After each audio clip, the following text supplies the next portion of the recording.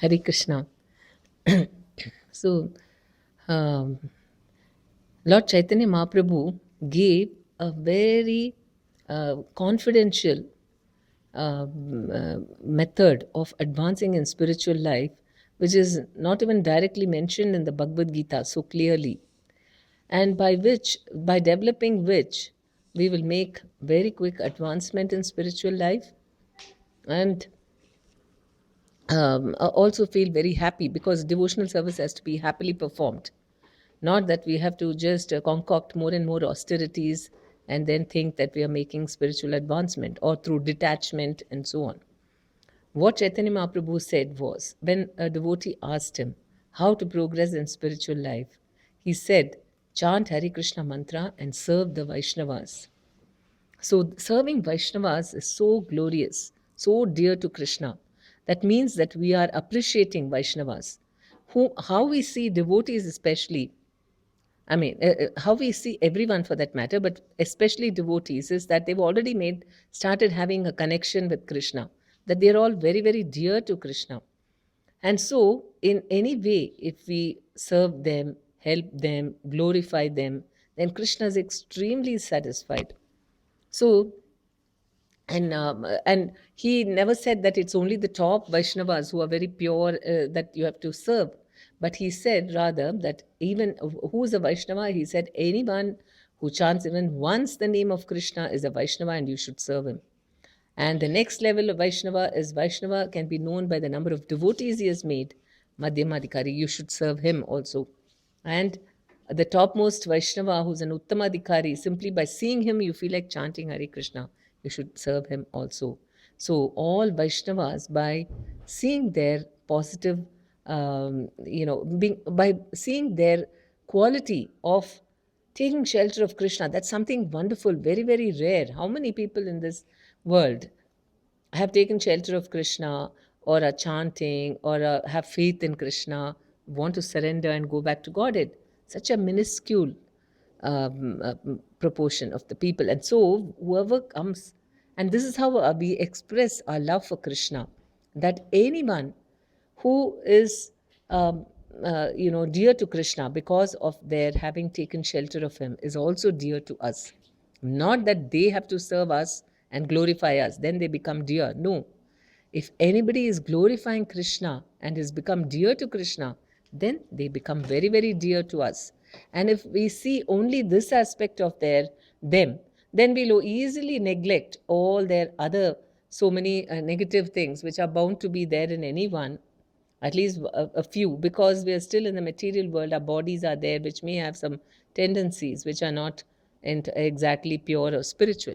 Still, we can neglect that and rather glorify and exemplify this wonderful feature that they have taken shelter of Krishna, and because of that, they are so dear to Krishna.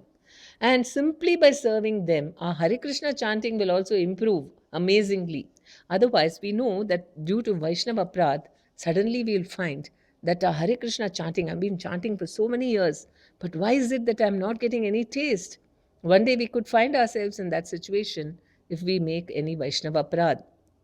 On the other hand, you may be the junior most devotee, and simply by appreciating Vaishnava, simply by serving them, then what happens is your taste for Hare Krishna chanting increases so much, even though maybe you've not really served too much.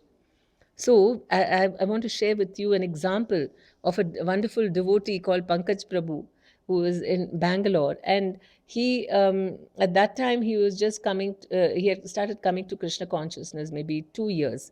And he was not exactly chanting 16 rounds, but he wanted to, but he could not, he was finding it difficult to chant. And so, and this was about, I think, 8 years back, I'm talking about. And what he did was, I don't know, Paramatma must have inspired him, or through the Shastra or lectures or whatever, he got the inspiration that he is going to serve all the Vaishnavas during the program, that when he's going to be serving them prasadam every time, and then lay all their plates, wash the plates, serve the plates to them, serve the prasadam to them, and once they've finished, take their plates from them and then wash it. He had completely taken upon himself that he was going to do this service. And there was not much competition. They thought, oh, very nice, nice Vaishnava. Nobody really minded it too much.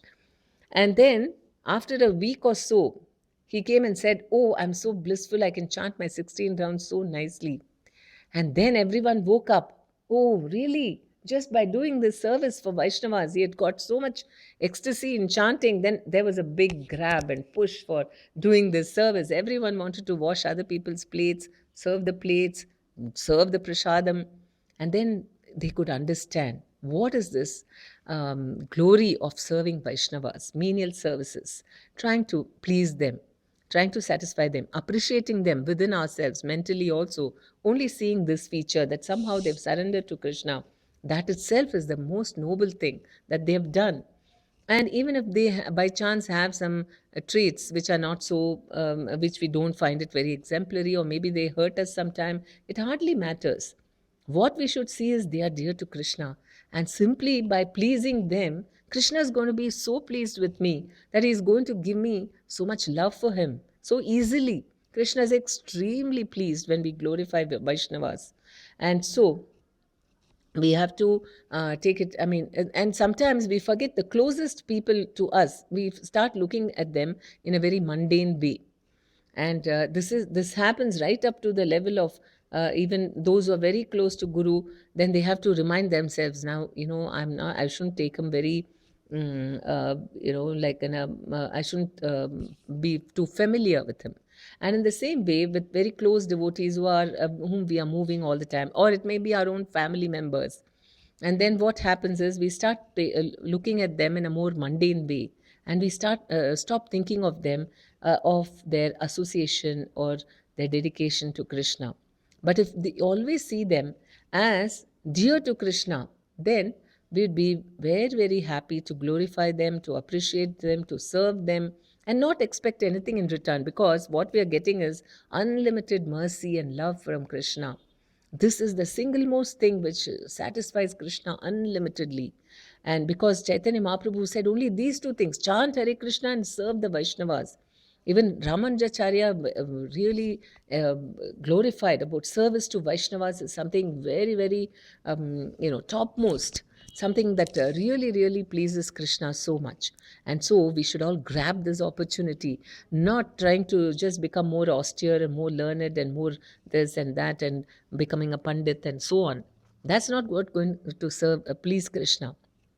Everything exemplary for a devotee can be easily achieved simply by chanting Hare Krishna and serving Vaishnavas, all category of Vaishnavas.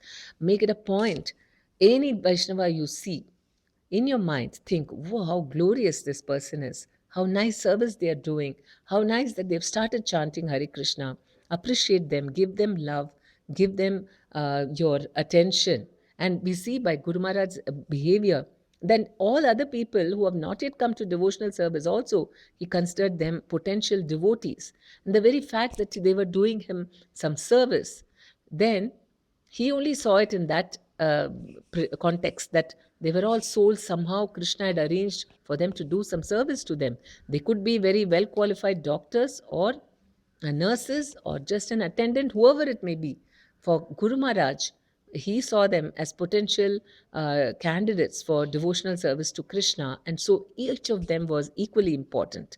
So the more that we see people as potential candidates for Krishna consciousness, we will not differentiate between people. We'll give them all equal love and make them feel so happy.